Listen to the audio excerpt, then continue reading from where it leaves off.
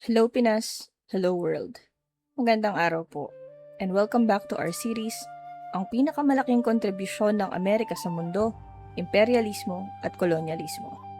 Sa episode natin ito, pag-uusapan natin ang paulit-ulit na panggagahasa ng Amerika sa bayan natin, ang Pilipinas. Ito ang pinakamasakit at pinakamahirap na episode na i-record para sa series na to. Kasi this time, hindi na Venezuela yung pag-uusapan natin. Hindi na Greenland ang pag-uusapan natin. Hindi na tayo magbabalik tanaw sa mga gera sa Iraq, sa Syria, o sa West Asia. This time, Pilipinas na ang pag-uusapan natin.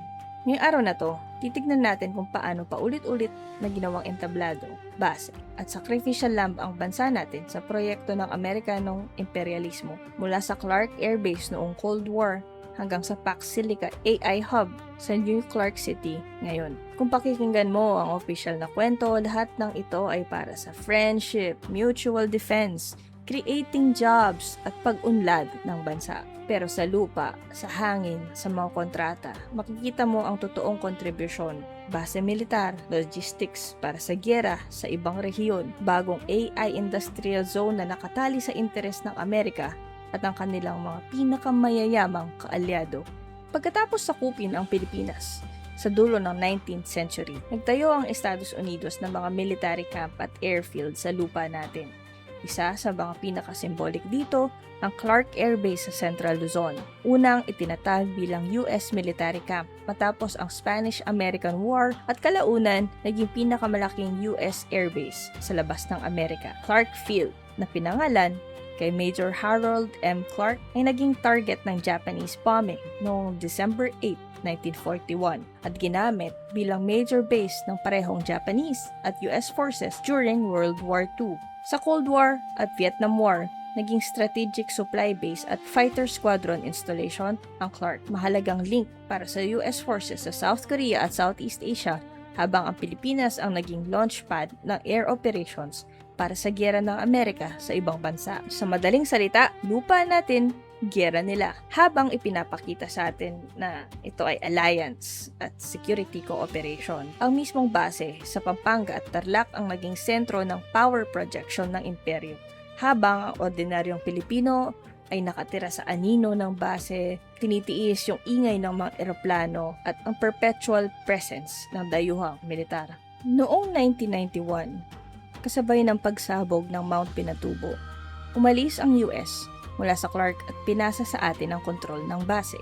Kalaunan, naging Clark Freeport Zone at Clark International Airport. On the surface, parang tapos na yung chapter na to na may malalaking base militar sa bansa natin.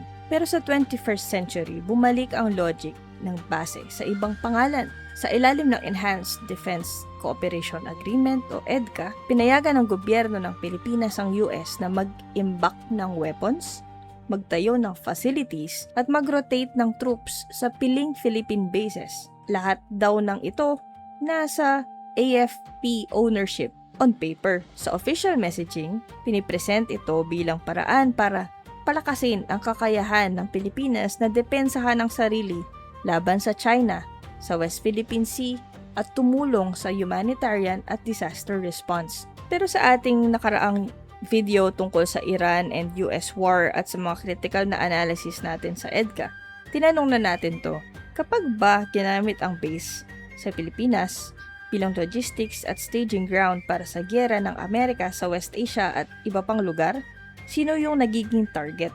Diba? Sa katotohanan, ginagawang mas visible at mas vulnerable ang bansa natin sa mga gyera na hindi natin sinimulan. Dahil kapag may missiles or retaliation laban sa US forces, hindi ba kasama yung lupa natin? Hindi ba kasama yung mga taong nakatira sa paligid nito? Hindi ba kasama ang mapa ng Pilipinas kung saan nandoon ang mga EDCA site, mga pasilidad na ginagamit, na pinapagamit natin? Ngayon, sa ilalim ng Pax Silica, may bagong anyo ang base.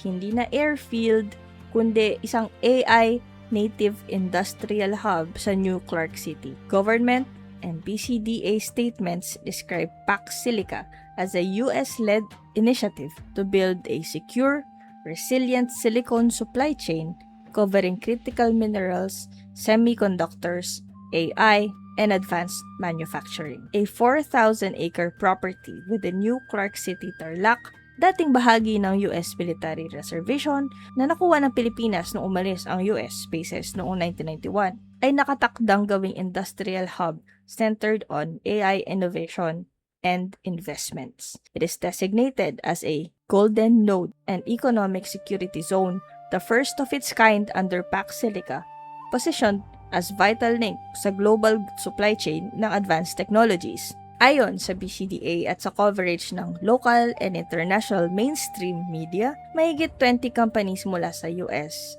and West Asia ang interesado. Robotics, AI, electronics, power, water systems, Japanese and South Korean firms at iba pa. Para sa gobyerno, ito ay isang generational project na magbibigay daw ng hundreds of thousands of jobs at positioning sa global AI race. Hindi lang pera ang usapan dito. Dapat i-consider din natin ang batas at sovereignty o tunay na kalayaan. Reports note that US officials originally requested that the AI hub operate under US common law and enjoy diplomatic immunity, essentially carving out a special legal regime on Philippine soil.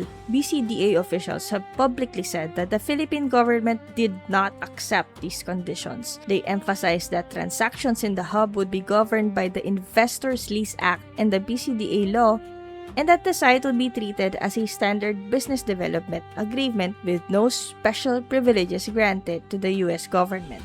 Sa isang banda, mahalagang tagumpay na yon. Hindi basta pumayag yung Pilipinas sa total legal immunity ng US sa AI hub. But on the other hand, hindi nagbabago yung mas importanteng tanong. Kaninong vision ang sinusunod ng project? Sino yung nagre-request ng dedicated power expansion, pipelines, ICT backbone at 2 years na libre ang renta?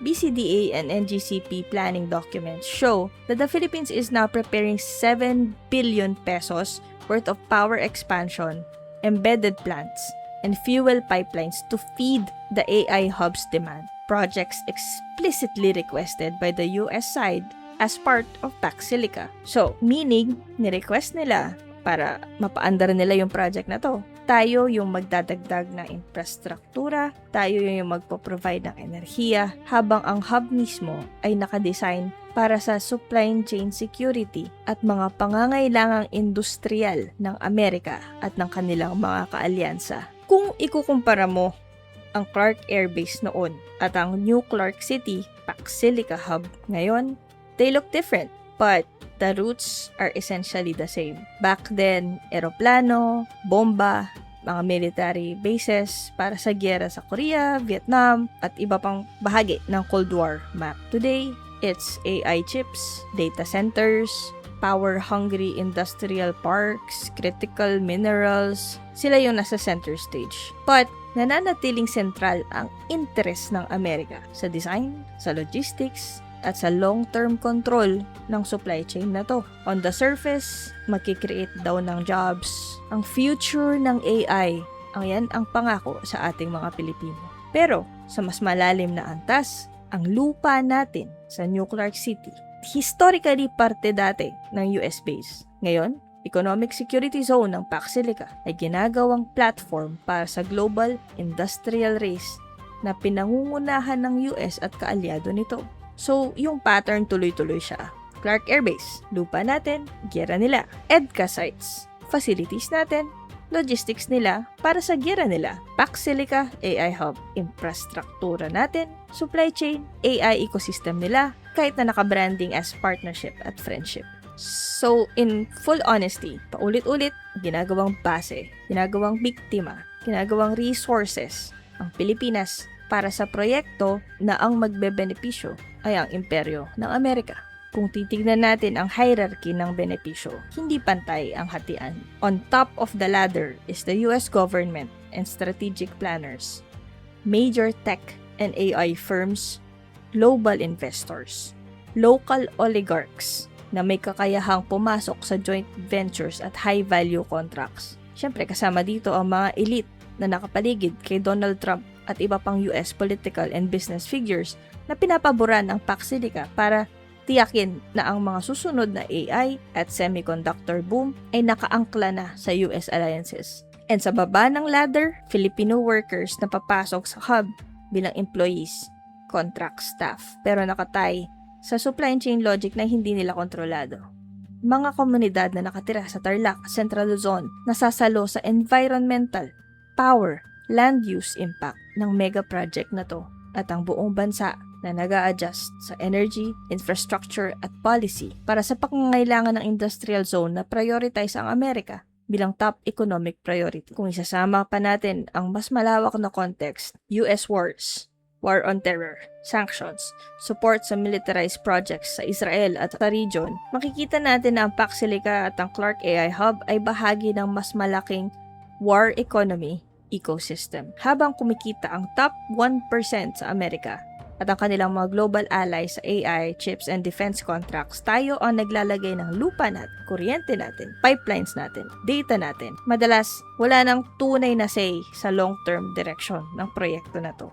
Pinamagatan natin yung episode na to na paulit-ulit na panggagahasa, and in this sense, hindi talaga siya hyperbole. Sa bawat cycle ng base, kasunduan, industrial hub, may bahagi ng Pilipinas na nauubos, lupa, kalikasan, soberanya, at ang posibilidad na magdisenyo ng sarili nating development model na hindi naka-template sa pangangailangan ng Amerika. Sa Clark, literal na ginagamit ang lupa natin para sa takeoff at landing ng bomber planes, supply flights, fighter squadrons na bahagi ng giyera ng Amerika sa ibang bansa. Sa EDCA, ginagawang ready ang mga base natin na mag-host ng weapons and troops na pwedeng humila sa atin sa conflict nila sa Iran o sa buong West Asia kahit hindi natin pinili yung giyera na yon. Sa Paxilica, ginawang golden node ang New Clark City para sa global AI supply chain habang napapaso ang lupa. Binabago ang power grid, binabago ang economic future natin. Nakapritsyo ng isang alliance na pinangungunahan ng US at mga kaalyado nitong may malaking interes sa AI, defense at semiconductors. Kung hindi natin tatawagin ang mga bagay na ito sa tunay nilang pangalan, imperialismo at kolonyalismo, madali tayong malulunod sa PR, friendship, jobs, innovation, security. But kung sasabihin natin directly, paulit-ulit na panggagahasa sa bayan natin sa anyo ng base militar, sanctions, leverage at AI hub na naka-align sa interes ng Amerika, doon pa lang tayo makakapagsimula na magtanong ng mga tama at seryosong tanong. Kung patuloy tayong papayag na gamitin ang lupa natin, dagat natin, mga mamamayan natin, test site, base at supply chain node ng ibang bansa, ano ang kapalit? Ilang dekada pa ba tayong magiging sacrificial lamb para sa kita ng iilang mayaman sa Amerika at mga kaalyado nila, habang ang ordinaryong Pilipino ang sasalo ng lahat ng risk mula sa missiles at war fallout hanggang sa environmental degradation at data exploitation? Ang tanong na gusto naming iwan sa inyo, seguridad ba ng Pilipino ang pinapangalagaan ng lahat ng ito o interes ng dayuhan? At kung malinaw na sa inyo ang sagot, ano ang gagawin natin? Maraming salamat po sa panonood. Ang Hello Pinas, Hello World ay isang independent page and your support means I can keep doing this work. So if you want to help the page grow, you can buy us a coffee, send stars on Facebook, follow us here on Facebook or on YouTube, like, share, and join the discussion in the comments. Maraming salamat po. Have a good day.